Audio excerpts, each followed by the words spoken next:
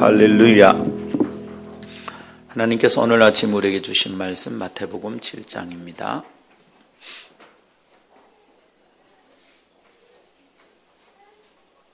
마태복음 7장 24절에서 29절까지 읽겠습니다.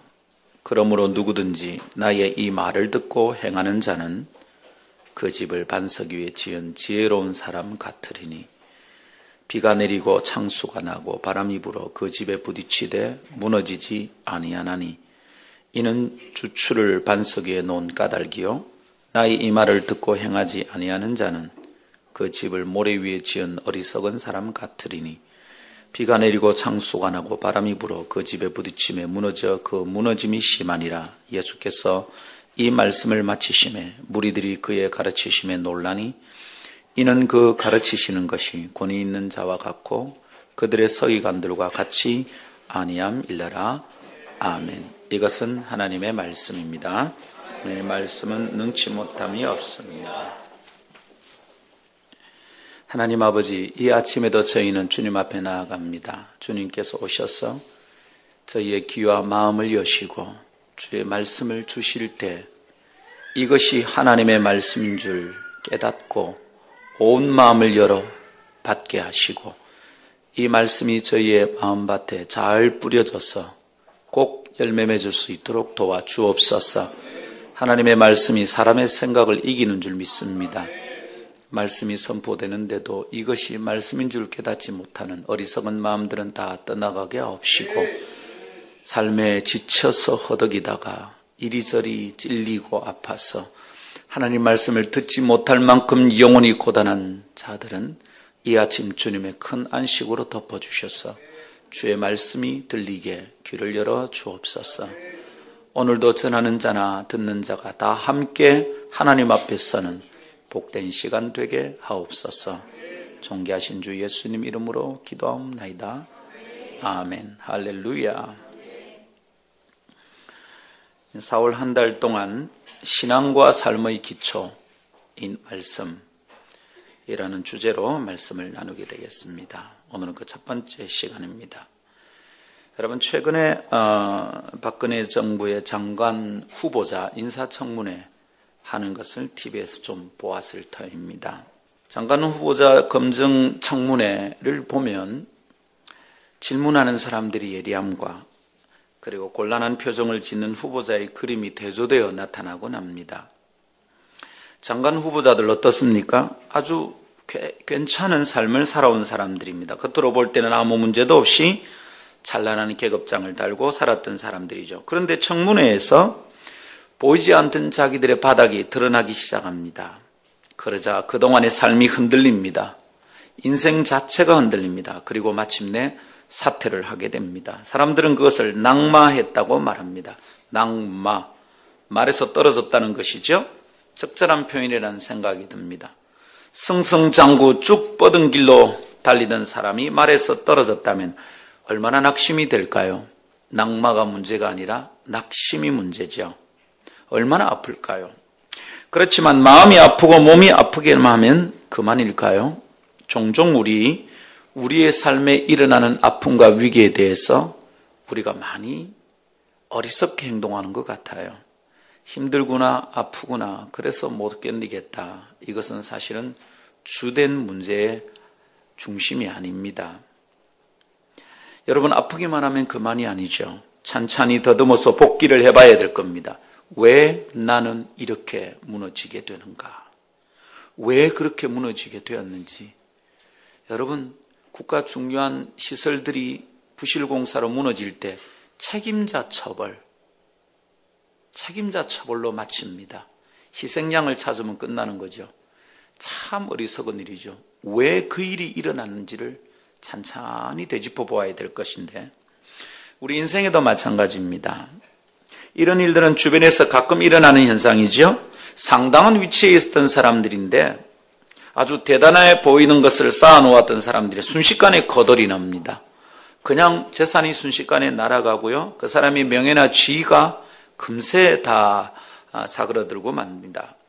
마구 흔들리고 마침내 쉽게 무너지고 맙니다. 묻습니다. 왜 그렇게 쉽게 흔들리는 걸까요? 꽤 견고해 보이는데 왜 그렇게 쉽게 무너지는 걸까요? 조금만 질문하고 묵상해 보면 금세 알 수 있습니다. 인생의 여정에서도 보이는 어떤 것보다 보이지 않던 것에 의해서 중요한 결정이 난다는 거예요. 한번 따라 합시다. 보이는 것보다 보이지 않는 것. 여러분, 거기에 중요한 결정력이 있다, 이 말입니다. 기초에 대한 얘기죠. 인사청문회에 나왔던 한 후보자가 처참한 심정으로 하는 얘기를 옮겨봅니다. 제가 그렇게 잘못 살았던가 싶어서 괴롭습니다. 잘못 살았다고 얘기하지 않았던 거죠. 그냥 그렇게 살면 잘 사는 건 줄 알았단 말입니다. 보이지 않던 곳에서 무너지던 자신의 삶이 잘못되어 있었다는 것을 몰랐던 거예요. 점점 스펙이 쌓이고 지위는 높아지고 있어서 승리하는 줄 알았죠. 그런데 바닥부터 잘못되어 썩어가고 있었던 걸 몰랐던 겁니다.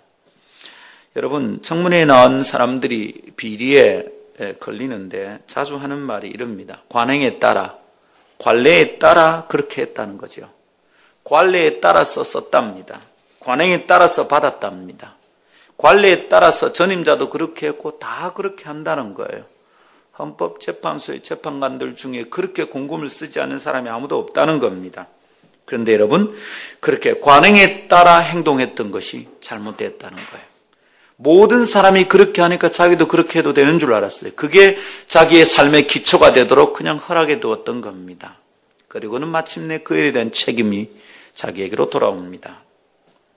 사랑하는 성도 여러분, 인생의 여정은 집 짓기와 똑같습니다.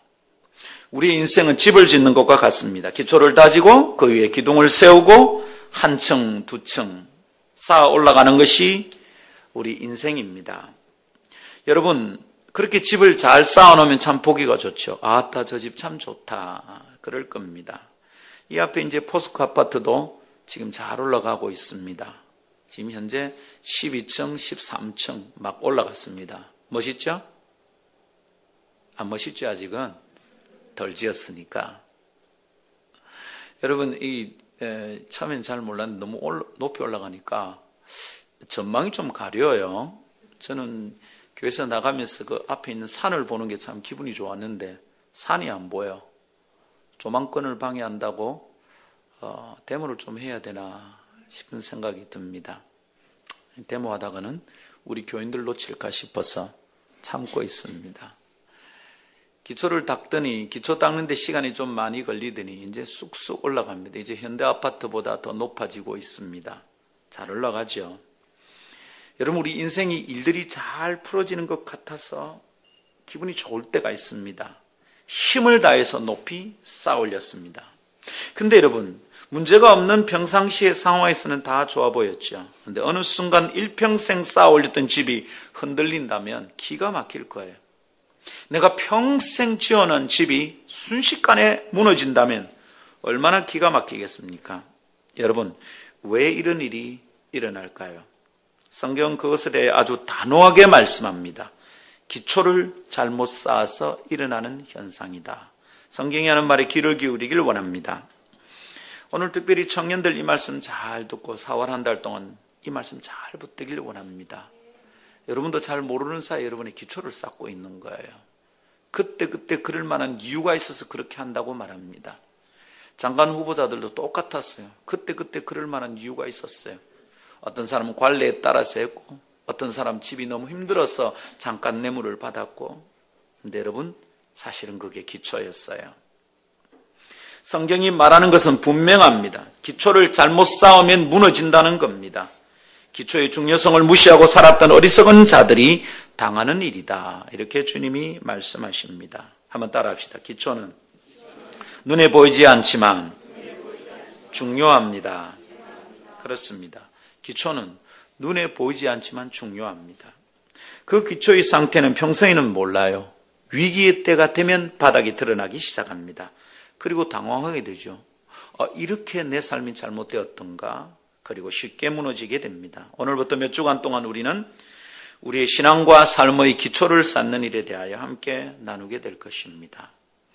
기억합니까, 여러분? 올해 우리 교회 표 견고한 터를 쌓는 교회, 견고한 터를 다지는 교회, 기초를 다시 쌓아보는 교회. 석 달 지나는 동안 좀 잊어버리고 있습니다. 그래서 1, 4분기 지났으니까 2, 4분기를 시작하며 다시 이 말씀 나누고 싶습니다. 여러분, 여러분의 삶의 기초 괜찮습니까? 올 한 해 여러분 잘 돼가고 있습니까? 혹시 여러분 흔들리고 있는 것을 느끼나요? 은혜 받았는데 뭔가 흔들리고 있다는 거 느끼지는 않습니까? 올해 시작하면서 마음을 굳게 다졌는데 여러분 어떻게 잘 진행되고 있습니까? 이쯤에서 점검해 봅시다. 중요한 것은 하나님의 말씀입니다. 할렐루야. 제가 어제 이 말씀을 준비하면서 제가 송구 영신 예배 때 받았던 말씀을 꺼내 보았어요. 그렇지, 내가 이 말씀 받았었지. 여러분 기억하고 있습니까? 아직도 붙들고 있습니까? 지금쯤 중간 점검이 필요합니다. 4월달에는 중간고사가 있는 달이에요. 학교에서. 그래서 우리 교회도 중간고사 치러보겠습니다.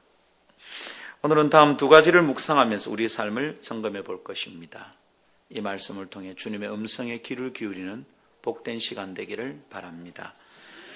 첫 번째, 위기는 삶과 신앙을 시험하는 도구입니다 라는 것을 묵상할 거고요. 두 번째, 위기는 말씀의 기초를 흔들 수는 없습니다. 이 두 가지를 함께 나누겠습니다. 첫 번째 따라합시다. 위기는 삶과 신앙을 시험하는 도구입니다. 그렇습니다, 여러분. 위기는 삶과 신앙을 시험하는 도구입니다.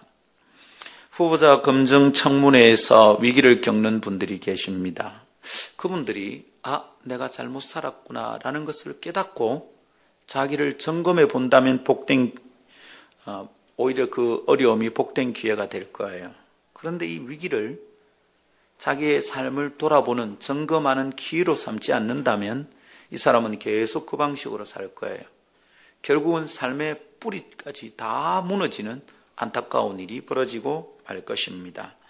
기억합시다, 여러분. 위기는 삶과 신앙을 시험하는, 점검하는 도구가 됩니다.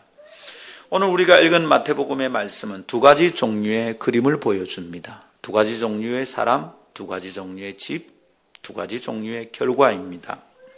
자신의 집을 반석 위에 짓는 사람과 모래 위에 짓는 사람의 모습이 각각 그것입니다. 그리고 한쪽은 하나님께서 지혜롭다고 평가합니다. 잘했다는 말이죠. 그리고 다른 쪽은 어리석다고 말합니다. 틀렸다는 평가입니다. 그런데 여러분 이것을 가만히 묵상해 보십시오. 잘된 것과 잘못되었다는 평가가 언제 갈라지느냐는 것이죠. 모래 위에도 집이 있었습니다. 반석 위에도 집이 있었습니다.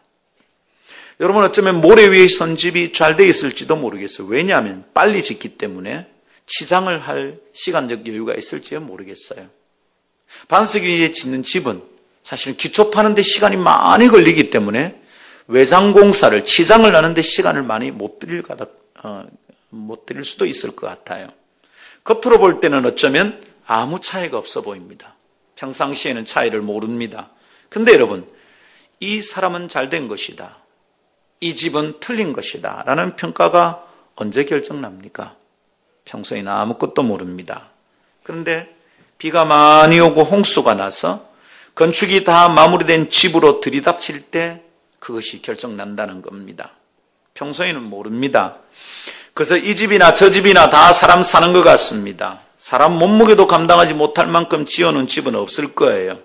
근데 여러분, 별 차이가 없어 보이는 그 집이 기초까지 흔들어 버릴 만한 비가 오면 차이가 드러나기 시작합니다. 갑자기 불어난 비에 그 집의 기초가 괜찮은지 여부가 증명된다 이 말입니다. 홍수는 집의 기초를 점검하고 시험하는 도구인 셈입니다. 여러분, 비가 많이 오고 홍수가 났다는 것은 비상시의 상황이죠. 이것은 평상시의 모습이 아닙니다. 그래서 오늘 성경이 말하는 비가 많이 오고 창수가 나고 집이 흔들릴 정도라는 것은 위기를 의미합니다. 인생의 여정에서도 이런 위기는 원치 않았음에도 들이닥치게 됩니다. 아십니까, 여러분? 위기는 인생에 누구에게나 들이닥칩니다. 믿음으로 살아가는 것을 만만하게 보아서는 안 됩니다. 여러분, 믿음으로 살아가는데도 위기는 들이닥칩니다. 인생은 누구에게나 호락호락하지 않습니다. 믿는 사람들이 인생의 크고 작은 언덕을 자동적으로 쉽게 넘어갈 것으로 생각하면 큰일 납니다. 그렇게 믿는 것은 미신입니다. 예수 믿는 사람에게도 위기는 있습니다. 한번 따라합시다. 믿는 사람에게도 위기는 있습니다. 그렇습니다, 여러분. 그동안 쌓아놓은 것이 통째로 흔들릴 만한 위기가 믿음의 세계 안에서도 있습니다. 내가 예수 믿는데 왜 이럴까? 걱정하지 마십시오. 믿음의 세계 안에서도 위기는 있고요. 위기가 들이닥칠 때 여러분 생각하면 됩니다. 아직 나는 살아있네. 한번 따라해 봅시다. 위기가 오면 생명을 느끼십시오. 네. 위기가 들이닥치면 내가 살아있다는 증거입니다. 아무 위기가 없죠? 모든 게 다 괜찮죠? 그럼 여러분 천국에 가 있든지 아니면 죽었든지 둘 중에 하나입니다. 살아있다면 위기가 늘 있습니다. 믿음이 좋은 사람들은 그런 위기를 안 만나는 게 아닙니다. 믿음이 좋은 사람에게도 위기는 있습니다. 근데 여러분, 그 위기의 때 그 사람 믿음이 결정납니다. 만일 믿는데도 위기가 닥친다면 왜 우리가 믿느냐고 따질지 모르겠어요. 그러나 위기가 닥쳐보면 왜 믿는지 알게 됩니다. 위기의 때 왜 내가 믿어야 되는지 알게 된다. 이런 말입니다. 왜 그렇습니까? 위기가 우리의 삶을 흔들어 놓기 때문입니다. 자, 오늘 말씀에 비가 많이 오고 홍수가 났다 그랬습니다. 그래서 집이 흔들립니다. 집이 무너집니다. 집은 뭡니까? 집은 안정의 기초를 상징합니다. 집이란 안정된 기초를 의미합니다. 그것은 안식과 재충전의 곳입니다. 그런데 여러분, 그 집이 흔들리고 무너진다 그럽니다. 여러분, 그때는 어떻습니까? 겉치장을 의논하고 끝날 일이 아니에요. 집이 무너진다라고 말할 때는 야, 도배를 다시 하자, 이래가 될 일이 아닙니다. 집이 떠내려가고 있는데 페인트를 다시 바를까? 이래서는 해결될 일이 아닙니다. 지금 비가 들이닥쳐서 온 집이 무너질 판인데 야, 우리 인터넷을 올레에서 SK로 바꿀까? LG U+로 바꿀까? 이런 말을 할 때가 아닙니다. 집이 무너지고 있습니다. 무슨 얘기입니까? 내 삶의 모든 안정적인 기초가 위협을 당하고 있는 시간입니다. 곧 내 인생 전체가 흔들립니다. 죽느냐 사느냐의 문제입니다. 사랑하는 여러분, 위기는 우리의 믿음을 시험해보는 리트머스 시험지 같습니다. 어떤 믿음은 위기에서 다 무너지고요. 다른 믿음은 위기가 닥쳐도 견고하게 서 있게 됩니다. 그 시간이 되면 우리가 알게 됩니다. 믿음으로 사는 것 중요하구나.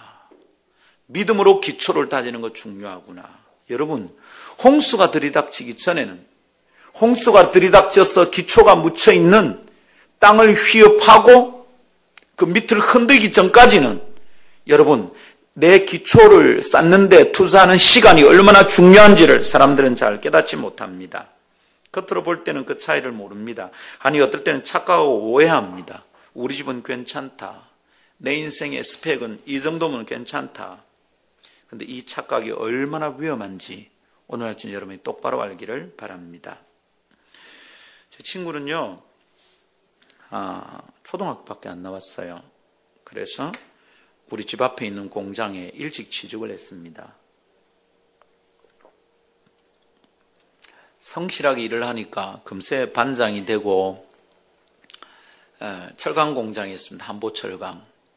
그래서 그 철강 라인이 쭉 있는데 그 라인에 자기가 책임자가 되었어요. 연봉이 자꾸 올라갑니다. 근데 여러분, 한보철강 한때 잘 나갔잖아요. 그래서 직원들에게 옵션으로 주식을 직원들에게 배당을 합니다. 근데 이게 쏠쏠합니다. 처음에는 돈으로 받겠다 했는데 주식을 받고 나니까 한보철강 주식이 자꾸 오르는데 연말에 배당을 받는데 이게 재미난 거예요. 그래서는 자기 집에 있던 돈을 털어가지고 자기 회사 주를 더 샀습니다. 저를 만날 때마다 자랑을 합니다. 상건아, 네, 이제 부자대. 막 자랑을 합니다. 들어보니까 참 부럽습니다. 한보철강이 한참 깃발을 날릴 때, 그때 저는 강도사 때입니다. 그냥 뭐 선교단체 간사한다고 정신이 없을 때입니다. 근데 이 친구는 그때 벌써 연봉이 3천만 원이 넘어요. 굉장합니다. 돈 잘 버는 것 같았습니다. 근데 여러분, 있는 대로 돈을 끌어다가 자꾸 자기 회사 주식을 삽니다. 투자의 기본은 분산 투자죠. 그런데 자기 회사에다가 집중 투자를 한 겁니다. 여러분 아시죠? 한보철은 어찌 됐습니까? 날아갔습니다. 어느 순간 지가 믿고 의지하고 다 투자했던 그 주식이 종이가 진짜 종이 쪼가리가 되고 말았어요. 그때 흔들리기 시작합니다. 찾아와서 그럽니다. 상건아, 내 웃잡고. 제 주변의 사람들은 좀 이상해요. 저를 찾아올 때는 항상 다 망가져서 옵니다. 좀 잘 나갈 때 오면 얼마나 좋겠노? 연봉이 몇 억씩 할 때 와서 목사님 제가 좀 도와드리고 싶습니다. 이러면 얼마나 좋을까? 근데 다 날려먹고 옵니다.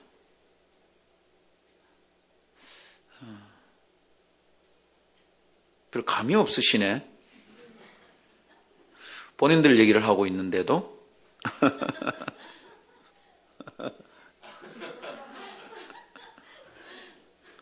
그죠?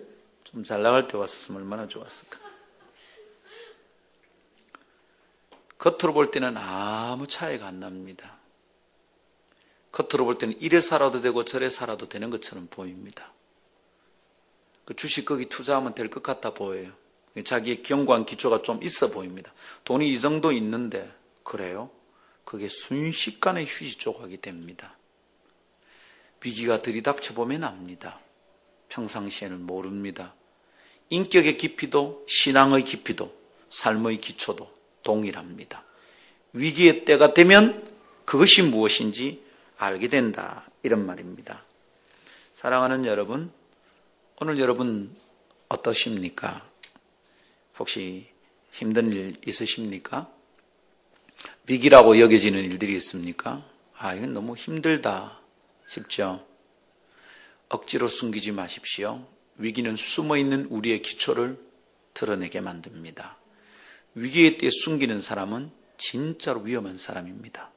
그때 어디엔간 나의 마음의 문제를, 내 기초의 문제를, 나의 답답한 원인을 어디엔가는 내어놓을 수 있는 기회가 여러분 있어야 될 것입니다. 아멘. 그래서 여러분 신뢰 그룹이 필요합니다. 신뢰 그룹이. 저는 요셉의 형들의 얘기를 들으면서 함께 나눌 수 있는 목장 모임의 그룹 다이나믹에 대해서 다시 생각하게 되었습니다. 형들이 요셉 앞에 왔습니다. 요셉 앞에 와서 먹을 거 좀 달라고 그러는데 요셉이 말을 하죠. 너희는 첩자인 것 같다. 아닙니다. 우리는 확실한 사람입니다. 그 확실한 사람이라 말할 때 NIV 성경이 honest, 우리는 정직하고 그런 사람입니다. 조아라 하시네 순 거짓말해가지고 동생 빨아먹고 아버지한테 동생이 짐승이 찢겨 먹었다 거짓말한 사람인데 뭘 honest 하다고. 요셉은 알잖아요. 하나하나 복귀해 갑니다. 치유와 회복을 위해서 아픈 상처를 직면하기 시작합니다. 여러분 그때 시몬 한 명 남겨놓고 너그 고향에 가서 막내 아우를 데려오면 믿겠다. 12명이나 그래놓고 왜 지금 10명이 왔느냐. 한 명은 없어졌다고 그러고 한 명은 집에 있다고 그러고 이 거짓말이다 이거죠. 아픈 데를 툭툭 건드립니다. 그때 형들이 요셉이 애굽의 총리인 줄 알고 자기 나라 말을 모르는 줄 알고 통역을 가운데 세워서 얘기를 했다 그러잖아요. 주변에 아무도 자기 나라 말 모르는 줄 알고 자기 나라 말로 실컷 얘기합니다. 봐봐라. 우리 그때 그 아이가 괴로움을 호소할 때 우리가 듣지 않았어. 지금 이 괴로움을 당한다. 얘기합니다. 여러분 그 사람들 그 얘기 언제 했을까요? 안 했습니다. 누가 얘기하면 그 얘기 하지 마. 아팠거든요. 죄책감이 많았거든요. 아버지가 들을까 봐 겁났거든요. 그런 얘기를 꺼내지 않았습니다. 무언의 약속이 있었어요. 이거는 자기들 소유의 무언의 약속이었어요. 이 일은 얘기하면 안 된다. 다 죽을 때까지 가슴에 묻고 가자. 근데 어떻습니까? 그 문제를 꺼내서 풀지 않으면 상처는 치유되지 않습니다. 근데 언제 그 얘기를 합니까? 다른 사람들이 다 곁에 있는데 그 얘기를 꺼냅니다. 만일 옆에 있는 사람들이 듣는다고 생각했으면 절대로 그 얘기를 못 했을 거예요. 자기들만 얘기할 수 있다고 여겼으니 꺼내놓은 겁니다. 여러분, 그 말씀을 가만히 묵상하다가 목장 모임 탓이 중요하다는 걸 깨닫습니다. 우리 안에 비밀이 지켜지고 서로 많이 신뢰하고 사랑한다면 거기서 꺼내놓을 수 있을 겁니다. 근데 저 사람은 여는 것 같고 이 사람은 열지 않는 것 같고 이 사람은 항상 포장하는 것 같고 얘는 적당히 얘기하고 끝나나, 거기서 아무도 진심을 열지 않습니다. 누가 듣는 사람이 없어야 진심을 여는 것이죠. 그런데 항상 국외자로 남은 사람이 내 얘기를 듣고 있거든. 모임 안에 있는데 이 사람은 항상 국외자입니다. 밖에 있는 사람이 내 얘기를 들으니까 어떻게 그 얘기를 꺼내겠어요? 그 모임 안에는 단 한 사람도 밖에 있는 사람이 있으면 안 돼요. 다 우리 사람들이어야 돼요. 다 믿을 수 있어야 돼. 누구든지 허물을 꺼내놓을 수 있어야 돼. 니도 꺼내고 나도 꺼내는구나. 그래서 내 것도 꺼낼 수 있겠구나. 그때 치유가 시작될 수 있는 것입니다. 위기 때 혹시 지금이면 내겐 신뢰 그룹이 있는지 돌아볼 수 있기를 바랍니다. 저는 말입니다,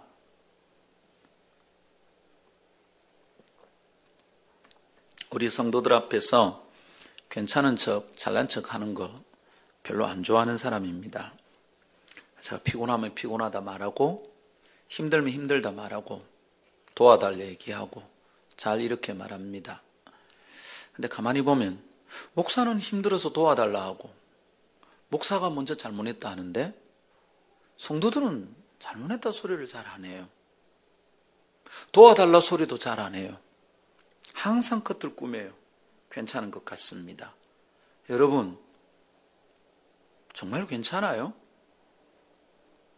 여러분 정말 그렇게 잘났어요? 그렇게 아무 문제 없어요? 정말? 여러분 혼자 있는 시간에 정말 여러분 아무렇지도 않아요? 이거 교회 아니에요. 목사가 약한 사람이라서 자기 얘기를 쉽게 하는 것 아닙니다. 물론 저 약한 면 있습니다. 그러나 저 셉니다. 저 독한 데 맞고요. 강합니다. 사람들에게 내 약점을 얘기하면 뒤통수 맞을 수 있다는 걸 알고 있는 사람입니다. 아무 데나 가서 그렇게 말하지 않습니다. 우리 교회잖아. 그리스도의 한 몸이잖아요. 여기서 목사가 폼 잡으면 누가 마음을 열고 나누겠어요? 권합니다. 목자들부터 리더들부터 기쁘게 자기 그룹 안에서 자기 약점을 드러내는 것을 주저앉지 않기를 바랍니다. 많이 힘들면 꺼내놓을 수 있어야 돼요. 위기는 망가질 때 아닙니다. 내 믿음과 내 삶을 점검해 볼 수 있는 중요한 기회가 되는 것을 믿으시기를 바랍니다. 아멘. 할렐루야. 여러분, 때로 우리는 집을 보면서 무너지는 집을 볼 때가 있습니다. 다양한 그림을 우리가 만나게 되잖아요. 혹시 이런 거 막 집이 무너집니다. 집을 어떻게 지은 걸까요? 이거는 참 엉성하게 지었습니다. 그죠? 막 무너집니다. 이는 1층밖에 안 되는 무너지는데, 그러나 어떤 집은 이렇게 높은데도 안 무너집니다. 두바이에 있는 판타스틱한 건물이죠. 모래 위에 지은 집인데 저렇게 튼튼하네, 저 집은. 기초를 어디까지 내리는지 모르겠습니다. 여러분, 차이가 뭡니까? 차이가 기초에 있습니다. 사랑하는 여러분, 위기는 나의 기초를 점검하는 아주 중요한 도구가 됩니다. 어려움이 닥칠 때마다 겁내지 마십시오. 적당하게 얼버무리지 말고 안 그런 척 숨기지 마세요. 제발 부탁하는데 교회 와서 잘난 척하지 마세요. 제가 예전에도 설교하다가 좀 진지하게 말한 적이 있었어요. 제발 교회 와서 잘난 척하지 마요. 불쌍한 여러분을 받아줄 데가 어디 있다고 여와서도 잘난 척하는 거예요. 주님 앞에서만은 있는 그대로 나가야 돼. 어디서 여러분 있는 그대로 받아줍니까? 여러분이 실수해도 괜찮은 곳이 어디 있더냐고요. 교회에서는 잘난 척하면 안 돼. 있는 그대로 드러내야 돼. 이 말은 유치하게 행동해도 된다는 말이 아닙니다. 내가 내 아픔을 드러내야 신뢰를 얻을 수 있습니다. 자기 아픔을 드러내지 않는 사람은 아무도 믿지 않습니다. 저는 여러분에게 믿음을 얻고 싶어서 제 약점을 얘기합니다. 오늘도 좀 피곤하네요. 이래 얘기하면 저희 집사람은 여보 제발 강단에 섰을 때 그 얘기 좀 하지 마요. 뭐 어때요? 다 쳐다보는데 제가 얼마나 피곤해하는지 다 아는데 폼 잡을 이유가 없지. 여기 구경꾼이 있나? 바깥 동네에 사는 사람이 있나? 그런 사람들하고는 얘기하고 싶지 않아요. 여러분 기억하십시오. 위기의 때에 포장하지 마세요. 힘들 때 괜찮은 척, 잘난 척 하지 마세요. 위기는 오히려 나의 삶과 신앙의 기초를 제대로 점검해 볼 수 있는 도구가 됩니다. 두 번째 따라합시다. 위기는 말씀의 기초를 흔들 수는 없습니다. 네, 위기가 들이닥치면 우리는 다 겁을 먹습니다. 그죠? 내 기초가 흔들릴까 싶어서. 위기는 우리의 삶과 신앙을 시험하는 도구라 그랬습니다. 그래서 위기가 들이닥치면 내 삶의 기초가 보입니다. 내 신앙의 본질이 막 보입니다.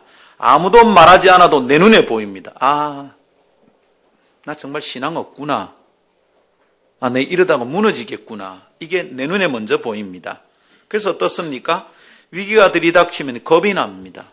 아, 나 이러다가 끝나는 것 아닌가 생각하게 됩니다. 여러분, 그러나 염려하지 마십시오. 위기는 다른 모든 헛된 기초를 무너뜨릴 수 있고 흔들 수 있지만 말씀의 기초를 무너뜨릴 수는 없습니다. 할렐루야. 어떤 위기가 찾아와도 흔들리지 않는 사람의 인생은 처음부터 기초를 단단하게 다져놓은 사람일 것입니다. 여러분, 우리가 잘 아는 아마 이것도 유네스코에서 아마 지정되어 있나요? 피사의 사탑 아시죠? 아십니까? 네, 기울어진 탑입니다. 피사에 있는. 근데 저 건물, 저 탑을 처음부터 저렇게 기울게 지었을까요? 아니에요. 처음에는 똑바로 지었을 겁니다. 지었을 때 그 기초가 집안이 견고하다고 생각이 지어놨던 거예요. 근데 알고 보니까 집안이 그렇게 견고하지 않았어요. 세월이 지나고 땅속으로 지하수가 흘러서 뭐 석회를 어떻게 가져갔는지 어떤지는 자세히 잘 모르겠습니다. 그러나 여러분, 서서히 이 탑이 서 있던 기초의 집안이 슬슬 흔들리기 시작하는 거예요. 시간이 갈수록 자꾸 기울어진답니다. 저 집은 기울어져서 유명한 집이에요. 처음부터 그랬을까요? 아니죠. 처음에는 멋져 보였어요. 수많은 사람들이 저기에 드나들기도 했을 것입니다. 지금은 드나드는 것이 금지되어 있죠. 함부로 드나들 수 없습니다. 여러분, 위기가 오면, 기초가 흔들리면, 기초를 흔들어 보면 이 사람이 단단한 사람인지 아닌지를 금세할 수 있습니다. 기초가 약하면 자그마한 풍랑에도 무너질 수밖에 없습니다. 그러나 말씀의 기초는 쉽게 무너지지 않습니다. 할렐루야. 우리 여러분 시작하면 다 서툰 걸음이죠. 여러분, 우리가 다 살아보고 다시 살 수 있다면 다시 이렇게 살지 않을 겁니다. 그러나 우리가 살아보고 다시 살 수 없는 것이 인생이잖아요. 그래서 처음 걸음이 늘 서툽니다. 돌아보면 내 10대 시절이 참 어리석고요. 청년의 때 참 실수가 참 많았던 것 같습니다.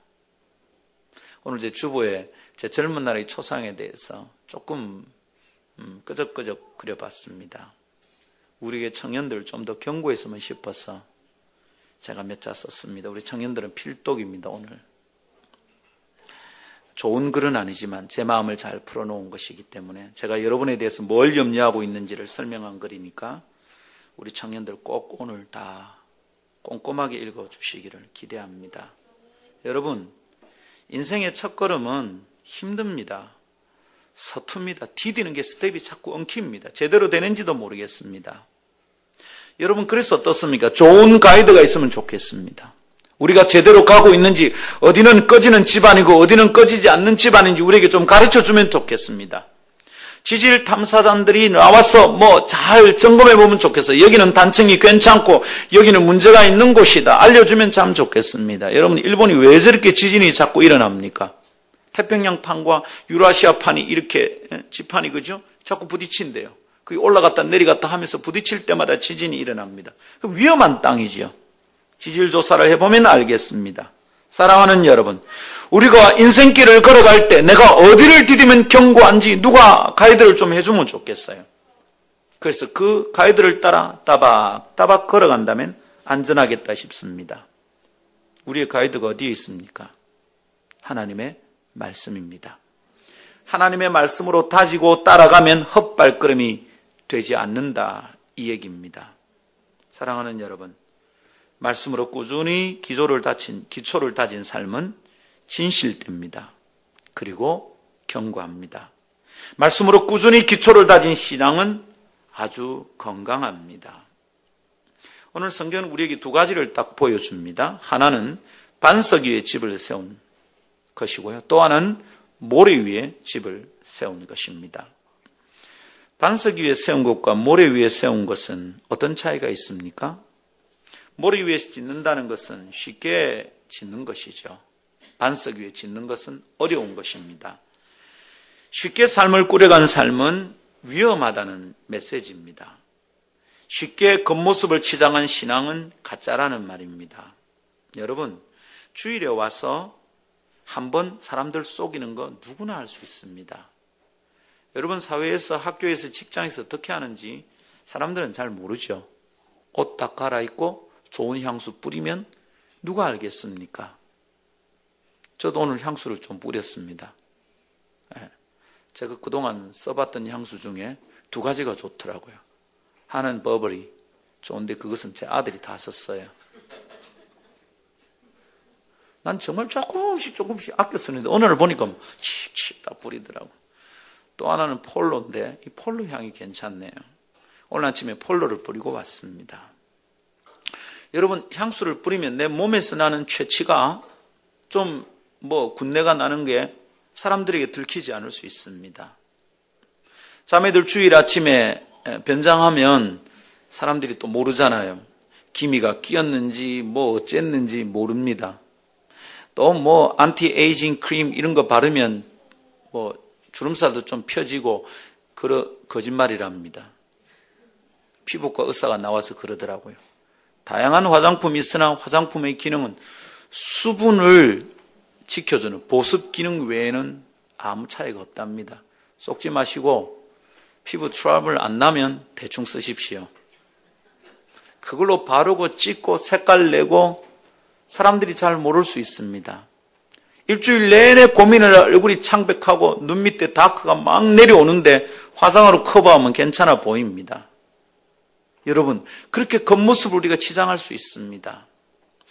회사에서야 내가 부장으로 과장을 막 닥달하고 아니면 과장이 부장에게 닦이고 무슨 일이 있는지 어떻게 하냐고. 교회 오면 집사고 장로라. 교회에서는 큰 소리 쳐요. 조심하세요, 여러분. 이것이 진짜 위험한 겁니다. 겉모습을 치장한 신앙은 가짜입니다. 있는 그대로 드러나는 내 모습이 진짜입니다. 할렐루야. 근데 여러분 보십시오. 우리가 모래 위에 짓는 것은 너무 쉽잖아요. 말뚝 툭툭 박으면 그게 기둥이 돼 보입니다. 금세 짓습니다. 그래서 신앙도 나의 삶도 그렇게 쉽게 가고 싶어하는 사람들이 있습니다. 주변에서 자주 듣잖아요. 뭘 그렇게 어렵게 하노? 다 그렇게 하는데 니만 유돌스럽게 그렇게 힘들게 하냐? 쉽게 하자, 쉽게. 여러분, 쉽게 해서 될까? 오늘 말씀이 우리에게 보여주는 것은 쉽게 해서 안 된다는 말입니다. 아멘. 더대도 말씀을 꾸준히 듣고 배우고 순종한 삶은 견고합니다. 그러나 쉽게 살아간 사람은 위험합니다. 이 말을 듣고 순종하는 자는 반석 위에 집을 세운 사람 같아. 여러분, 말씀을 듣는 것도 안 쉽고 말씀을 듣고 순종하는 것도 안 쉽습니다. 오늘 아침 여러분 잘 들립니까? 말씀을 듣는 것도 어떨 때는 안 쉽습니다. 왜냐하면 걸리거든.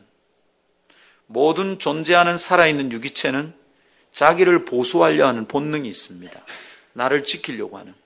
밖에서 안으로 들은 것들을 거부합니다. 그게 물질이든지 생각이든지 말이든지 무엇이든지. 남의 충고를 쉽사리 듣지 않는 것은 인간의 본능입니다. 고집이 세서 안 듣는 것 아닙니다.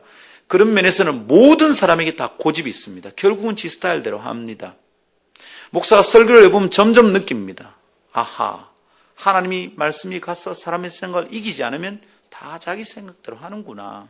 절대로 안 바뀝니다. 하나님이 말씀이 아니면 사람의 생각이 바뀔 수가 없습니다. 그래서 여러분, 목사의 설교가 목사의 잔소리로 들리는 사람은 절대로 말씀을 못 듣습니다. 듣는 것 자체가 어렵습니다.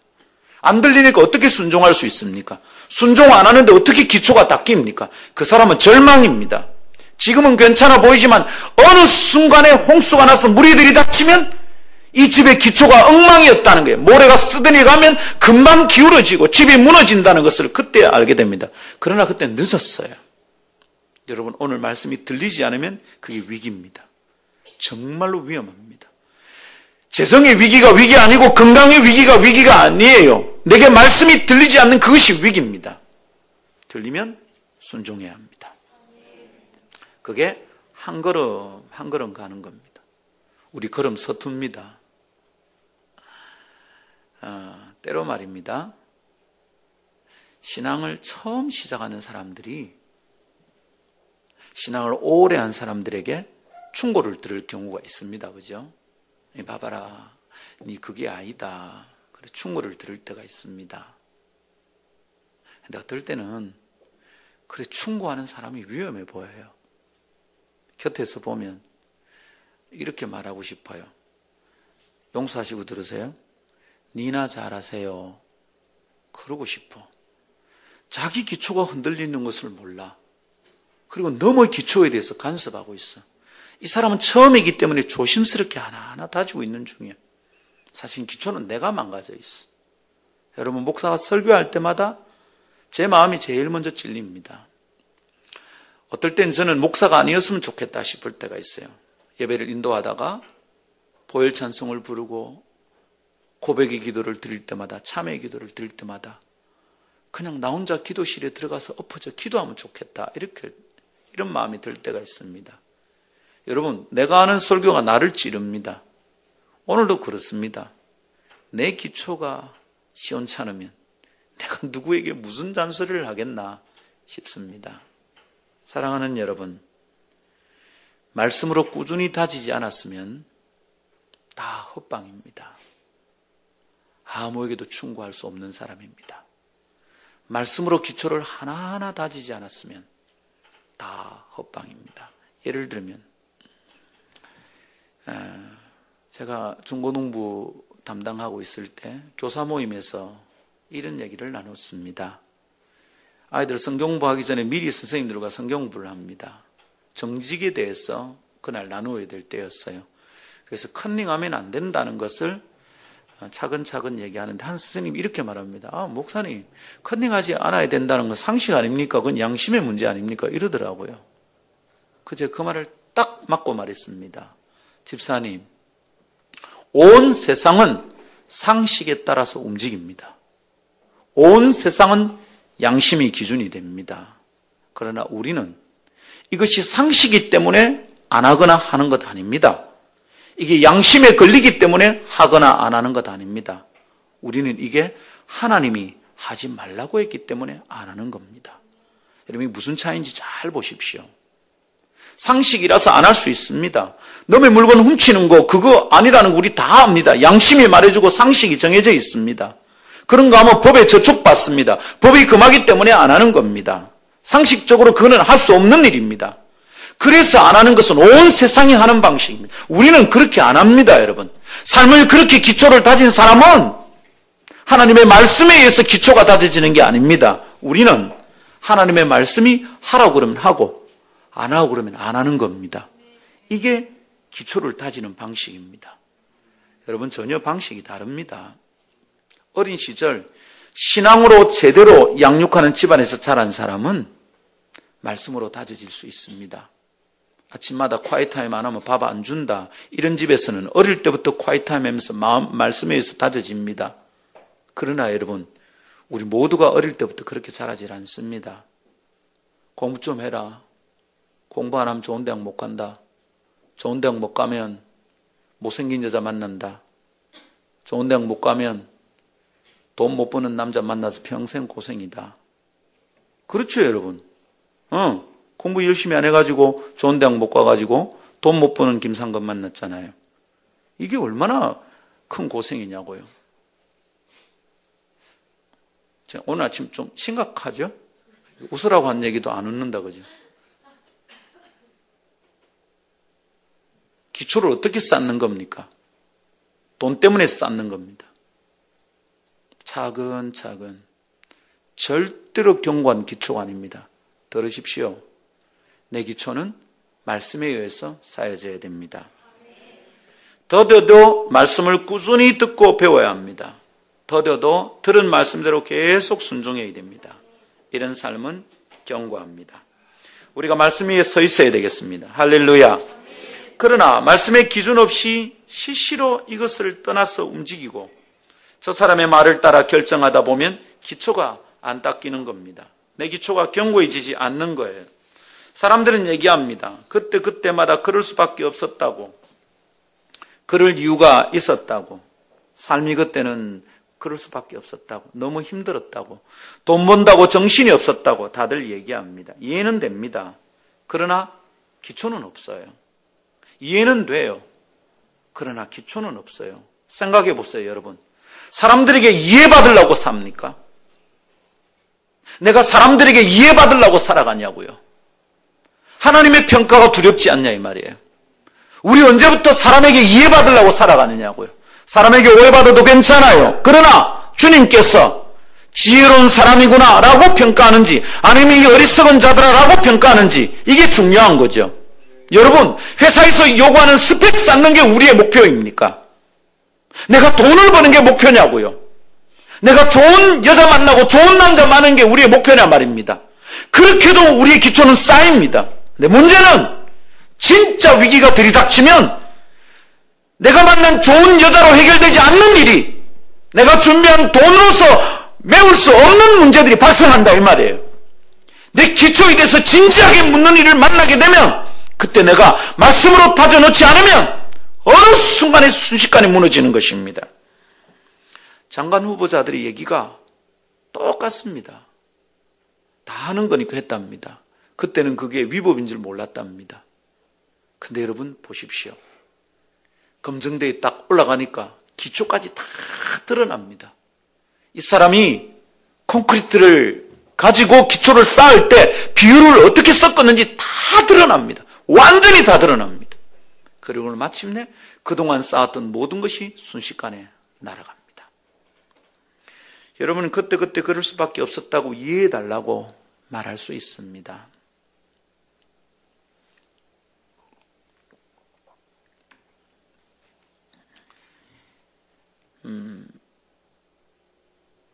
옛날 애인이 누구였는지 남편이 알아버렸대요. 그냥 사귄 정도가 아니라 동거를 했다는 것을 남편이 알았어요. 속이고 숨기고 살았죠. 그래서 아내가 남편에게 말합니다. 여보, 그때는 내가 그럴 수밖에 없었습니다. 남편이 말합니다. 이해는 한다. 그러나 네가 나를 속인 것에 대해서 더 이상 우리의 관계와 삶이 진행될 수는 없는 것 같다. 이해는 한다. 그러나 우리 끝내자. 물론 남자가 조금 넓으면 좋겠습니다. 그죠? 이런 종류의 예화들은 우리 주변에 수두룩합니다. 그때는 그럴 수밖에 없었어. 그래서 이해는 받고 싶어요. 여러분, 이해받는 게 뭐 그래 중요해요. 기초가 망가지고 있는데 내가 그때는 그럴 수밖에 없었습니다. 재수하느라고 정신없었어요. 학점 따느라고 정신없었습니다. 여러분 잘 들으십시오. 과거를 돌아보지 말고 지금 보라 이 말입니다. 지금 우리 그렇게 하고 있는 거예요. 목사님, 지금 어쩔 수 없습니다. 지금은 그런 시기입니다. 제 건강이 그럴 수밖에 없고요. 우리 집안 형편이 그럴 수밖에 없고요. 목사님, 제 삶이 그렇습니다. 우리 이유 다 있습니다. 근데 미안하지만 그것이 내 기초를 만드는 작업이라는 것을 기억하길 바랍니다. 사랑하는 여러분, 그날은 살아갈 수 있는 것 같습니다. 그렇게 살아도 오늘이 문제가 생기는 것 같지는 않습니다. 그러나 홍수가 나면 문제가 생깁니다. 그 집은 무너집니다. 위기가 오면 내가 감당할 힘이 없는 것입니다. 사랑하는 여러분, 이해는 할 수 있습니다.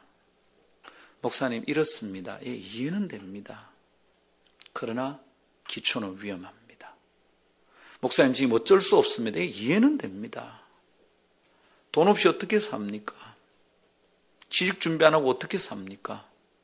인간관계 만들지 않고 어떻게 삽니까? 세상 속에서 영업을 하다 보면 내가 어떻게 내 혼자 독불장군으로 어떻게 삽니까? 이해는 됩니다. 그러나 스스로 자기 기초를 망치고 있다는 것에 대해서는 어떻게 할 겁니까? 기억하십시오. 어떤 위기가 와도 말씀의 기초는 무너뜨릴 수 없습니다. 우리가 만일 말씀의 기초를 닦지 않는다면 우리에게 들이닥친 위기 앞에서 버텨낼 재간이 없는 것입니다. 오늘 이 말씀을 들으십시오. 이 말씀을 붙들고 순종하는 성도들 되기를 축복합니다. 말씀 정돈하겠습니다. 행복한 날은 행복한 기운으로, 행복한 느낌으로 견뎌낼 수 있고요, 살아낼 수 있습니다. 힘든 날은 행복했을 때의 추억으로 얼마간 견뎌낼 수 있습니다. 그러나 행복했던 추억으로 내가 쌓아오는 무엇으로 감당할 수 없는 위기가 우리의 삶에 들이닥칠 수 있습니다. 그때 유일한 기초만 살아남을 수 있습니다. 말씀으로 닦은 기초 외에는 아무것도 나를 지탱해 줄 수가 없습니다. 세월이 지나고 나니까 다 사라져요. 사람도, 내가 가지고 있던 학벌도 점점 평준화됩니다. 여러분 아십니까? 50살쯤 되면 말입니다. 모든 여성들이 평준화됩니다. 몸매도 평준화, 주름살도 평준화, 이 화장품을 쓰고 저 화장품을 쓰고 별 차이 없습니다. 60대쯤 되면 재물도 평준합니다. 돈으로 더 해결할 수 없는 것이 있습니다. 건강이 유지가 안 됩니다. 다 평준화됩니다. 키 큰 것도 키 작은 것도 잘생긴 것도 못생긴 것도 나중엔 결국 아무 차이가 없게 됩니다. 무슨 얘기입니까? 아무 차이도 없는 것으로 자기의 삶을 꾸며놓은 사람들은 어느 날 아무 볼일 없는 사람이 되는 거예요. 그러나 기억하십시오. 하나님의 말씀은 시간이 흐르면 흐를수록 더 빛이 나고 더 견고하다는 것을 붙드시기를 원합니다. 무엇으로 기초를 쌓을 것인지 오늘 아침 내가 결단해야 합니다. 찬양합시다.